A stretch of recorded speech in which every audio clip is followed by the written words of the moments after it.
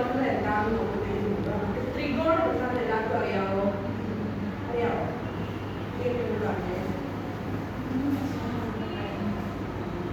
അതെ, ത്രികാകൃതിയുടെ മൂന്ന് വശങ്ങളുള്ള രൂപമാണ് ത്രികോണം. പിന്നെ ത്രികോണത്തെ കുറിച്ച് എന്തൊക്കെ പറയാം?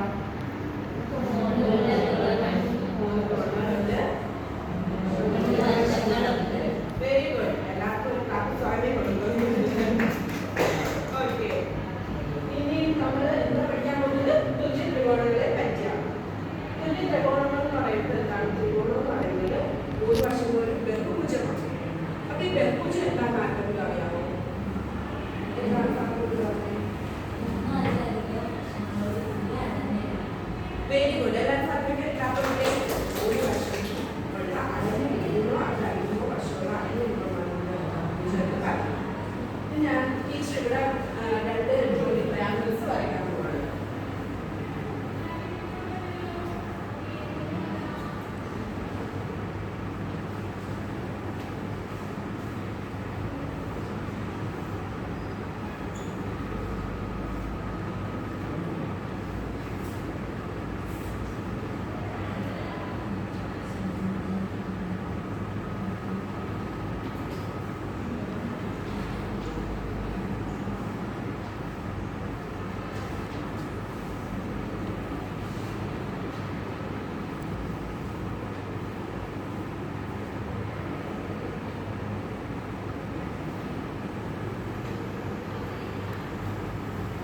ഈ രണ്ട് ജോഡി ത്രികോണങ്ങളൊക്കെ കണ്ടിട്ട് എന്തെങ്കിലും പറയാൻ കഴിയുമല്ലോ? ഇതിന്റെ പ്രത്യേകത എന്താണ്? എന്ന് പറയുന്ന ഈ രണ്ട് ജോഡിയുടെ പ്രത്യേകത എന്താണ്? എന്തൊക്കെ പറയുമോ? സൈസ് എല്ലാം എന്താണ്? ഈക്വൽ ആണ്. ഇനി ഇതിനെ കണ്ടിട്ട് അശ്വതി എന്ന് പറയുന്നത് ഇതിന്റെ പ്രത്യേകത എന്താണ്? വ്യത്യാസം. അപ്പൊ നമ്മുടെ ആശയത്തിലേക്ക് കടക്കുകയാണ്. തുല്യ ത്രികോണം എന്ന് പറയുന്നത് വശങ്ങൾ തുല്യമാണ്. ഇതിന്റെ വശം എന്താണ്? വശങ്ങൾ തുല്യമാണ്. അപ്പം തുല്യ ത്രികോണം എന്ന് പറയുന്നത് മൂന്ന് വശങ്ങൾ, ഒരു ത്രികോണത്തിന്റെ മൂന്ന് വശങ്ങൾ. അത് നമുക്ക് എന്താണ്? എ ബി സി കൊടുക്കാം. ഇത് പി ക്യു ആർ. അപ്പൊ എന്താണ്? എ ബി സി എന്ന് പറയുന്ന ത്രികോണം എന്താണ്? പി ക്യു ആർ എന്ന് പറയുന്നത് ത്രികോണത്തിന് എന്താണ്? തുല്യമാണ്. അതാണ് തുല്യ ത്രികോണം എന്ന് പറയുന്നത്.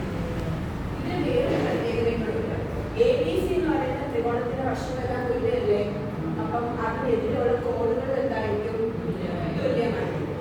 അപ്പം തുല്യ ത്രികോണങ്ങൾ എന്ന് പറയുന്നത് ഒരു ത്രികോണത്തിന്റെ മൂന്ന് വശങ്ങൾ മറ്റൊരു ത്രികോണത്തിന്റെ മൂന്ന് വശങ്ങൾക്ക് തുല്യമാണെങ്കിൽ ആ വശങ്ങൾക്ക് എതിരെയുള്ള കോണുകൾ എന്തായിരിക്കും? തുല്യമായിരിക്കും. എന്ന് വെച്ചാൽ ആ ത്രികോണങ്ങൾ തമ്മിൽ തുല്യമായിരിക്കും. അതാണ് തുല്യ ത്രികോണങ്ങൾ എന്ന് പറയുന്നത്. അപ്പൊ ഇതിന് എല്ലാവർക്കും മനസ്സിലായ തുല്യ ത്രികോണങ്ങൾ എന്താവും?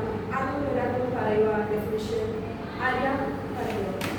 രണ്ട് ത്രികോണങ്ങളുടെ ഏതെങ്കിലും മൂന്ന് വശങ്ങൾ തുല്യമാണെങ്കിൽ അതിനെതിരെയുള്ള കോണുകൾ തുല്യമായിരിക്കും. അപ്പോൾ ആ രണ്ട് ത്രികോണങ്ങൾ തുല്യമാണ്. Very good. എല്ലാവരും ആരെങ്കിലും ചേർത്താൽ